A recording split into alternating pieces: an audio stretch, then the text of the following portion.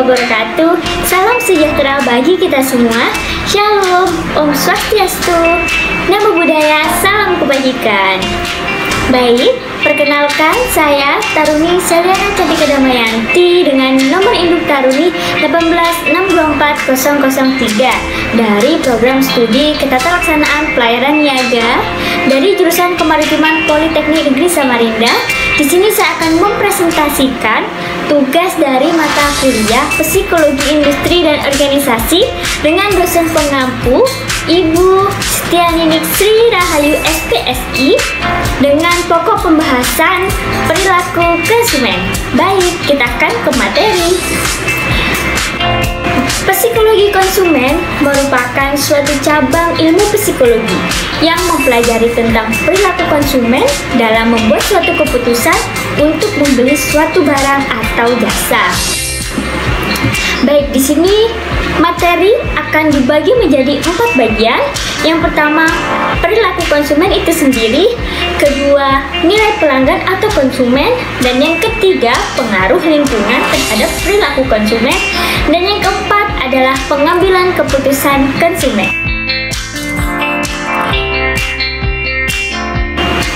Yang pertama, perilaku konsumen dari sudut pandang psikologi. Menurut Wikipedia, konsumen adalah setiap orang pemakai barang atau jasa yang tersedia dalam masyarakat, baik bagi kepentingan diri sendiri, keluarga, orang lain, maupun makhluk hidup lain dan tidak untuk diperdagangkan. Psikologi konsumen sendiri merupakan perilaku konsumen. Pengertian perilaku konsumen menurut The Angel Blackwell and Minyard tahun 1990, perilaku konsumen diartikan those actions directly involved in obtaining, consuming, and disposing of product and service, including the decision processes that precede and follow this action.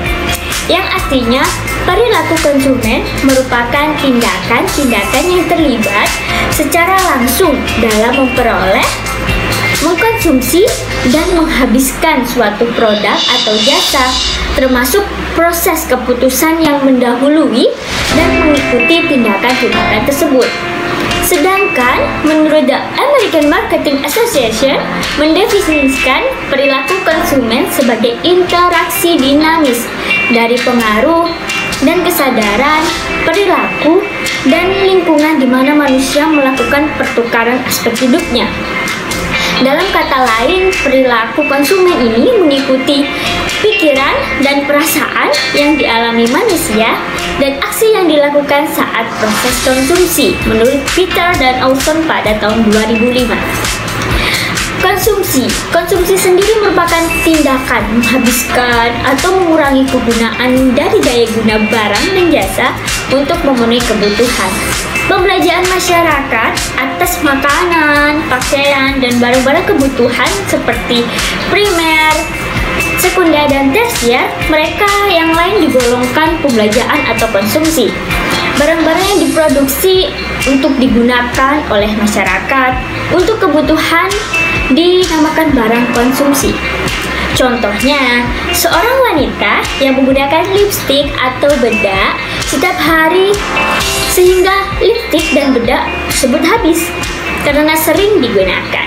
Dengan demikian, wanita tersebut telah mengkonsumsi lipstik atau bedak tersebut. Di sini terdapat konsumen, setiap orang pemakai barang dan atau jasa yang tersedia dalam masyarakat, baik bagi kepentingan diri sendiri, keluarga, orang lain, maupun makhluk hidup lain, dan tidak untuk diperdagangkan. Jika tujuan pembelian produk tersebut untuk dijual kembali, maka dia disebut pengecer atau distributor. Pada masa sekarang, bukan suatu rahasia lagi bahwa sebenarnya konsumen adalah raja yang sebenarnya. Oleh karena itu, produsen yang memiliki prinsip holistic marketing sudah seharusnya memperhatikan semua yang menjadi hak-hak konsumen. Baik, pada slide ini kita akan membahas Bagaimana menurut kamu? Expense for consumer diartikan sebagai person who use goods with directly satisfied human needs and desire, yang dibagi menjadi dua, yaitu konsumen individual dan konsumen institusional.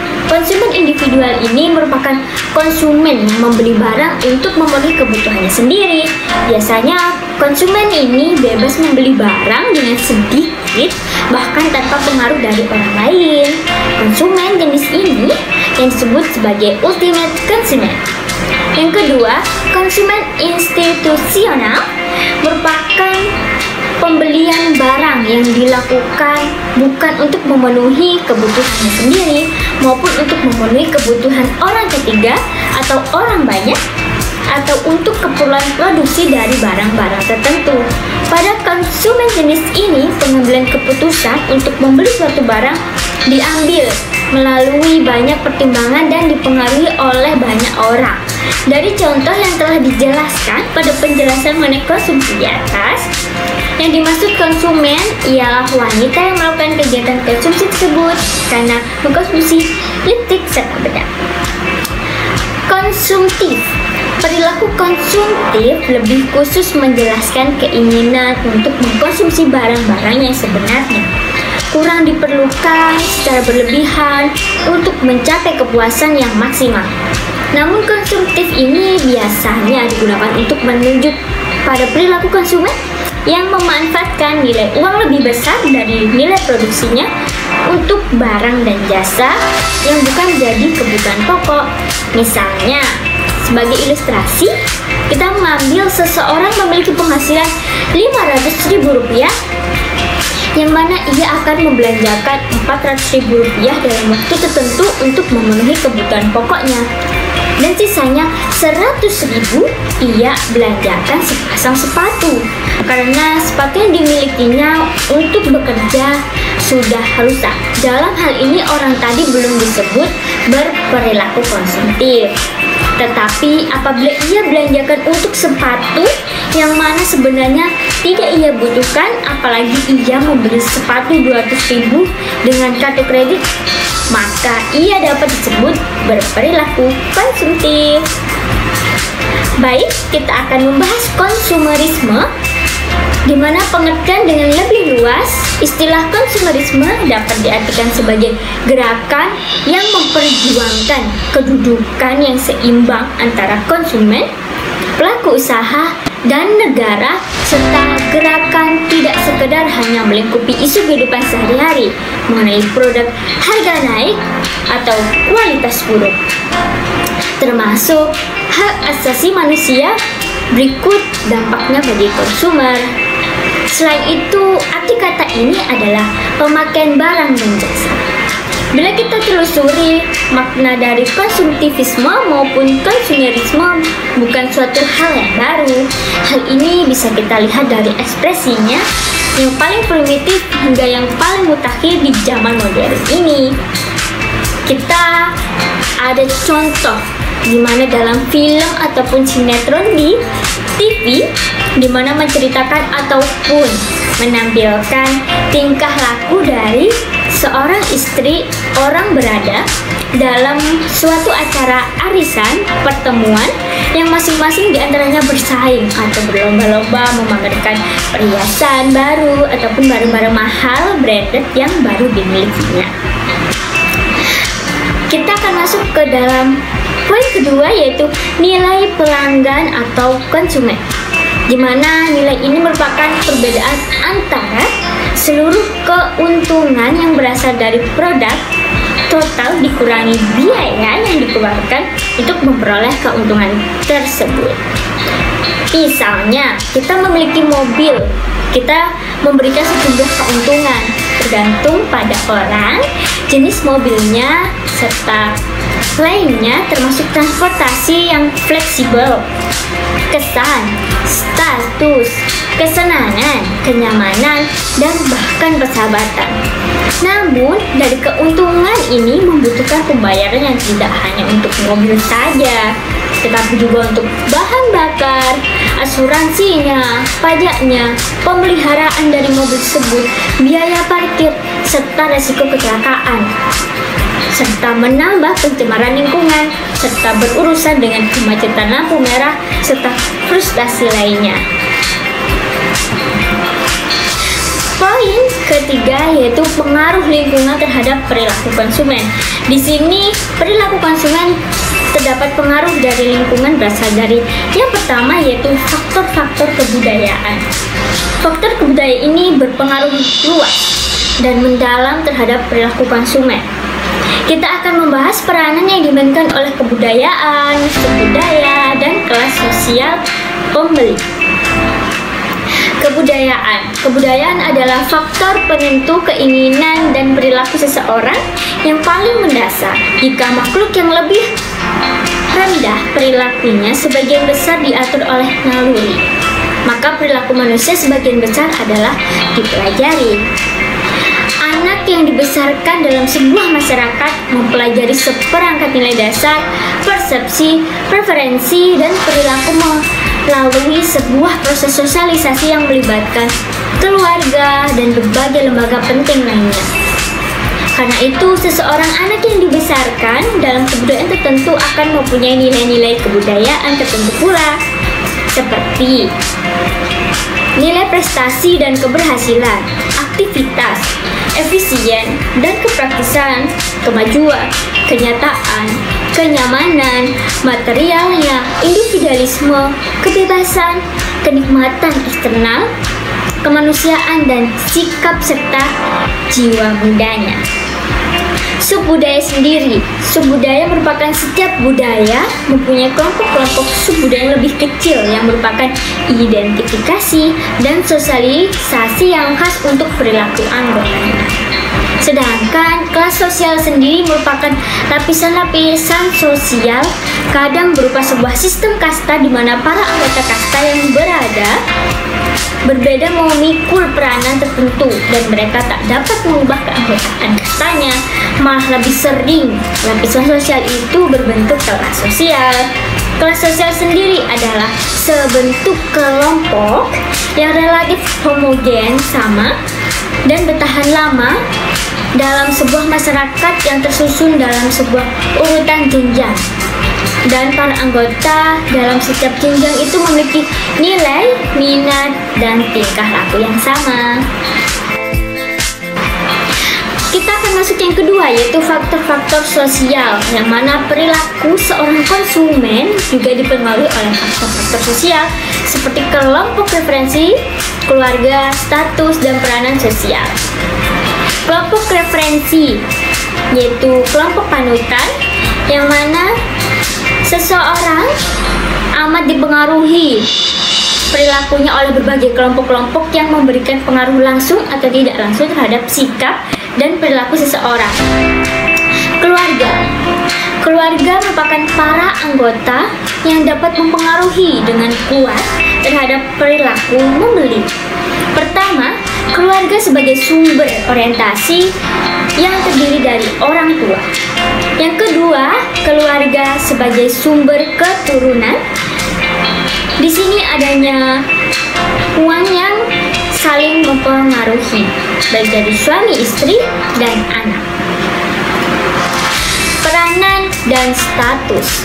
Sepanjang kehidupan, seseorang terlibat dalam beberapa kelompok, yaitu keluarga, klub, dan organisasi. Kedudukan seseorang dalam setiap kelompok dapat diartikan sebagai peranan dan status. Kita masuk ke poin ketiga, yaitu faktor pribadi. Keputusan seseorang membeli juga dipengaruhi oleh ciri-ciri kepribadiannya, termasuk usia, daur hidupnya, pekerjaannya, kondisi ekonominya, gaya hidup, kepribadiannya, dan konsep diri. Di poin keempat terdapat faktor psikologis. Pilihan seseorang membeli juga mempengaruhi ataupun dipengaruhi oleh 4 faktor dari psikologis utama, yaitu motivasi, persepsi, belajar, kepercayaan, dan sikap. Baik, di sini yang pertama yaitu motivasi. Seperti yang diterangkan oleh teori Robert Maslow, dimulai dengan kebutuhan-kebutuhan fisiologis dari mulai lapar, haus, disusul dengan kebutuhan-kebutuhan keselamatan, perasaan aman, perlindungan, kemudian kebutuhan-kebutuhan sosial seperti perasaan jadi anggota lingkungan dan merasa dicintai. Selanjutnya, kebutuhan-kebutuhan untuk dihargai, mulai dari harga diri, pengakuan, serta status, dan mengerucut ke kebutuhan, pernyataan diri, pengembangan, dan perwujudan diri. Yang kedua, terdapat persepsi. Persepsi merupakan fenomena yang ditangkap oleh panca indera dan dimaknai oleh pikiran. Yang ketiga, terdapat belajar. Belajar merupakan sewaktu orang berbuat, belajar serta menggambarkan perubahan dalam perilaku seseorang individu yang bersumber dari pengalaman. Dan yang keempat, terdapat kepercayaan dan sikap. Melalui perbuatan, belajar, orang memperoleh kepercayaan dan sikap. Kepercayaan adalah gagasan deskriptif yang dianut oleh seseorang tentang sesuatu. Sebuah sikap menggambarkan penilaian kognitif yang baik maupun tidak baik, perasaan-perasaan emosional, dan kecenderungan berbuat yang bertahan selama waktu tertentu terhadap beberapa objek ataupun gagasan. Di sini terdapat gambar 3 component attitude model. Di sini terdapat 3 komponen. Yang pertama terdapat cognitive comment, affective comment, dan cognitive component. Dan di dalam segitiga tersebut adalah sikap atau attitude. Keterangan dari model ini adalah terdiri dari 3 komponen.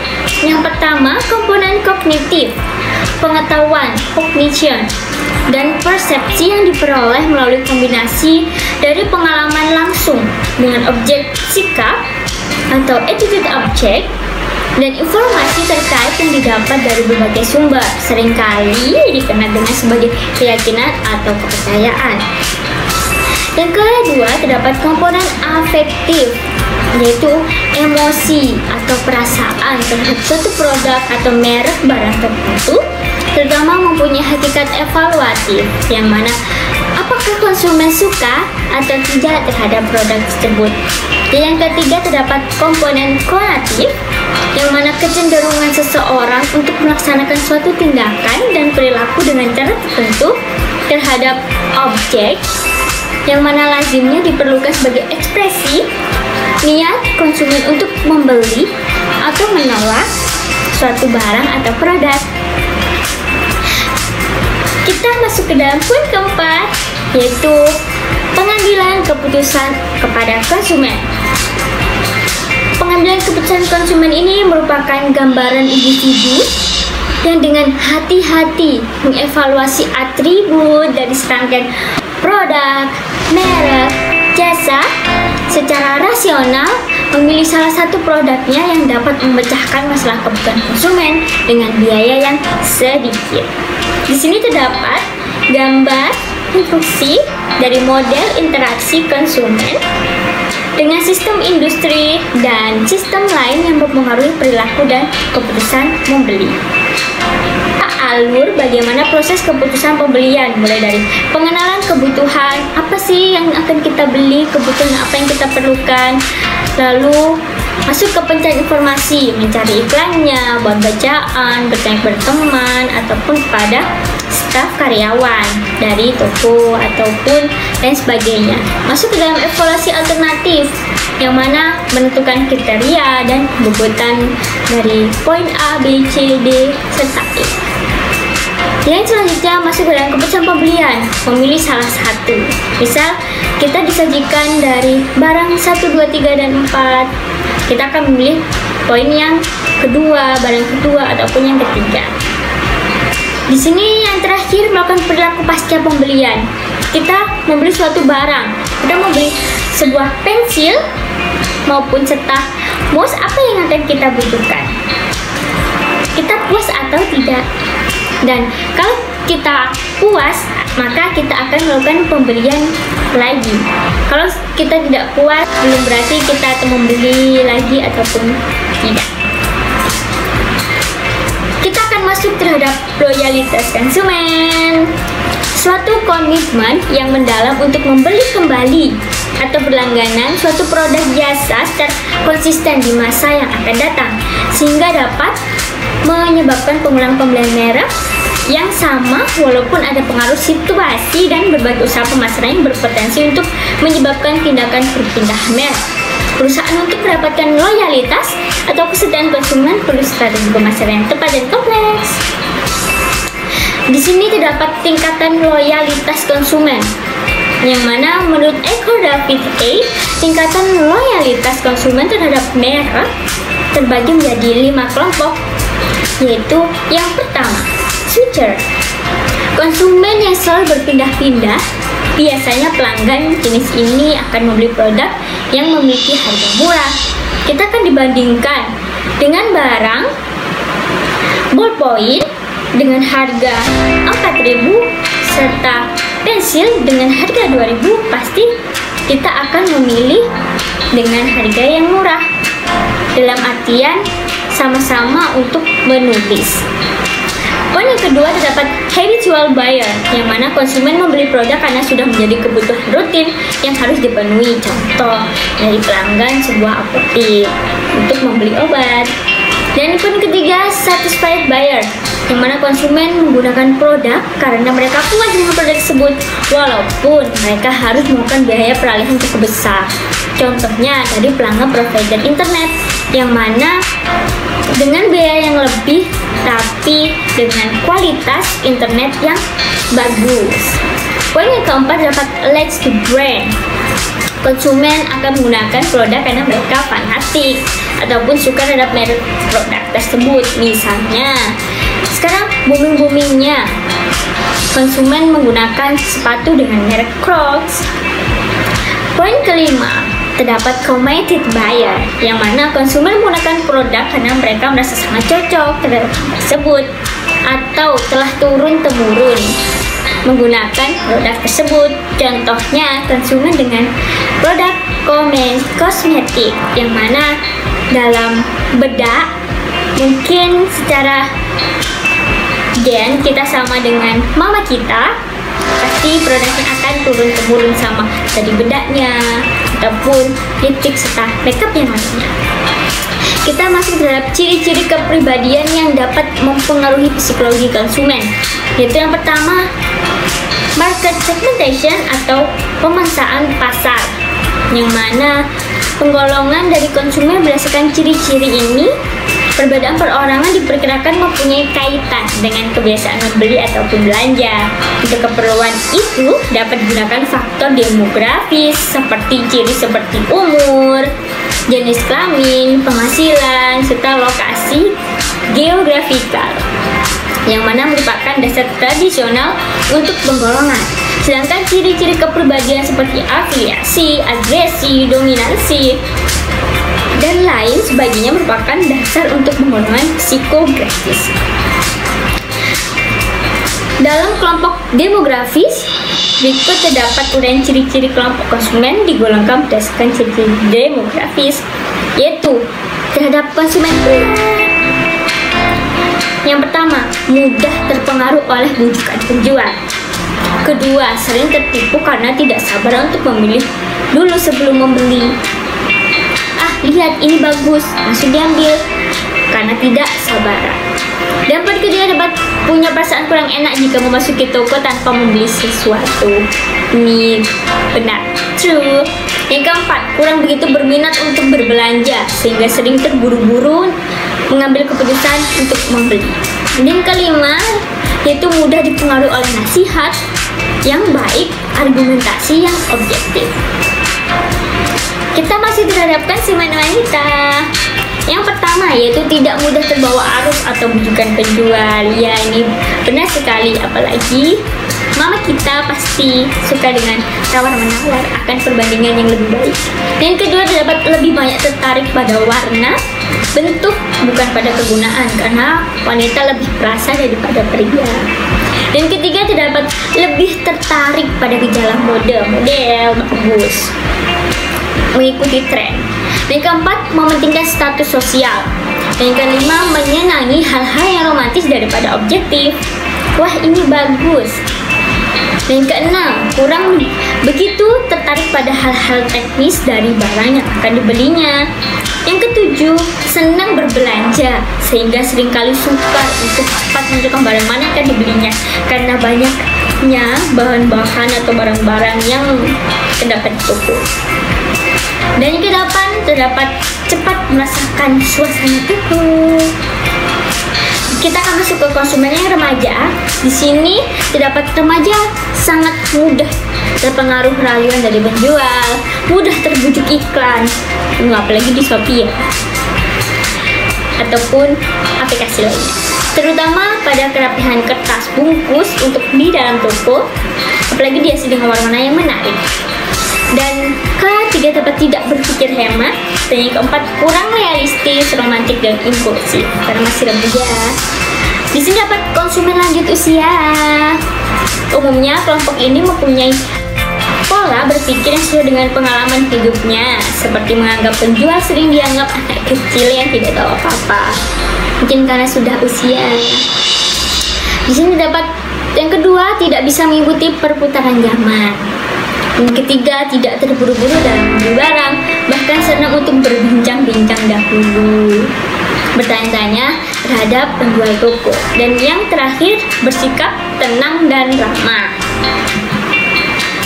Di sini terdapat pendekatan perilaku konsumen dibagi menjadi dua dalam mempelajari tingkah laku, yaitu pendekatan marginal utility atau kardinal, yang mana beranggapan bahwa kepuasan konsumen dapat diukur dengan satu kesatuan, misalnya dengan uang, ataupun dengan menyatakan dari hukum Gaussian, the law of diminishing returns, bahwa semakin banyak sesuatu barang dikonsumsi, maka tambahannya dikonsumsikan akan menurun, yang mana konsumen berusaha memaksimumkan kepuasan. Total utility adalah seluruh kepuasan diperoleh dari mengkonsumsi sejumlah barang tertentu, di mana marginal utility ini tambahan atau pengurangan kepuasan berakibat dari pertambahan atau pengurangan satu unit barang tertentu.